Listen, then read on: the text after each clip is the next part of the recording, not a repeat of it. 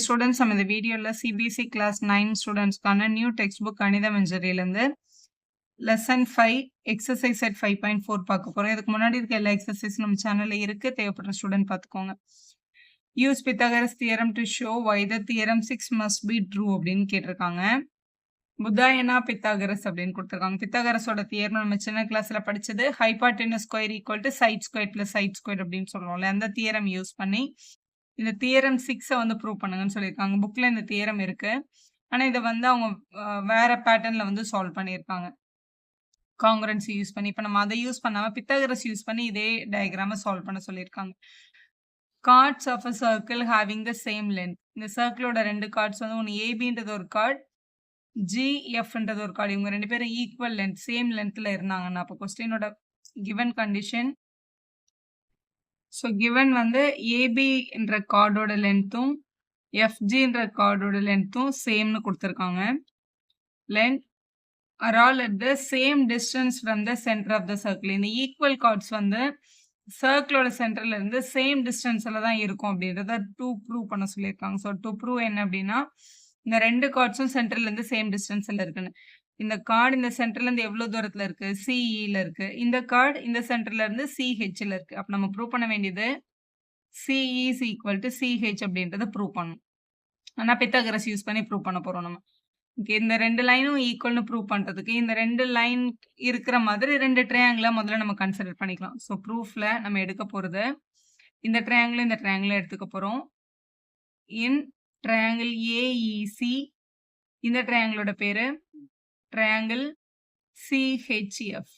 இந்த ரெண்டு ட்ரையாங்கிளும் எடுத்துட்டு இந்த ரெண்டு ட்ரையாங்கிளுமே இதுல இருந்து ஒரு பர்பெண்டிகுலர் லைன் டிரா பண்ணியிருக்கோம்.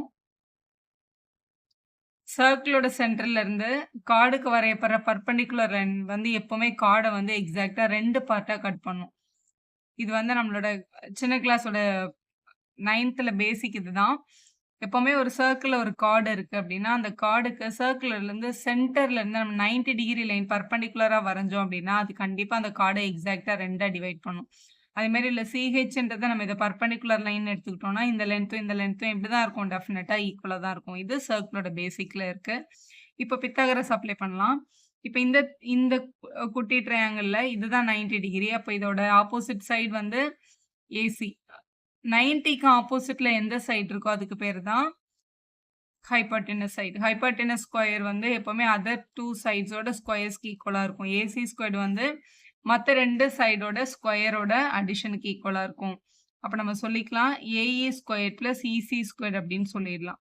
இது ஒண்ணு. அதே மாதிரி இந்த ட்ரையாங்கிள்ல இங்க 90 இருக்கிறதுனால எதிரில் இருக்கிறது வந்து சிஎஃப், இதுதான் ஹைபார்டெனஸ். இந்த சிஎஃப் ஓட ஸ்கொயர் எப்படி இருக்கும் அப்படின்னு கேட்டீங்கன்னா மற்ற ரெண்டு சைடோட ஸ்கொயரோட அடிஷனுக்கு ஈக்குவலா இருக்கும்.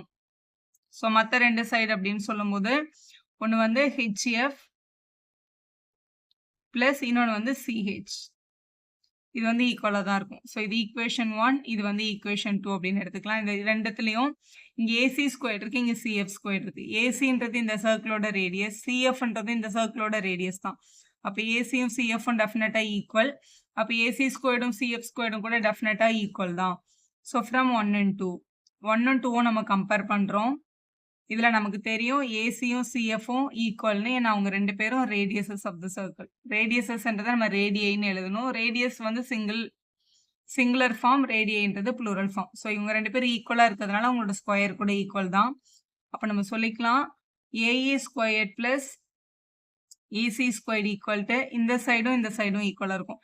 ஒரு ரெண்டு ஈக்குவேஷன் இருக்கு, அவங்க ரெண்டு பேரோட லெஃப்ட் ஹேண்ட் சைடும் ஈக்குவல், அவங்கள ரெண்டு பேரோட ரைட் ஹேண்ட் சைடு கூட ஈக்குவல் தான்.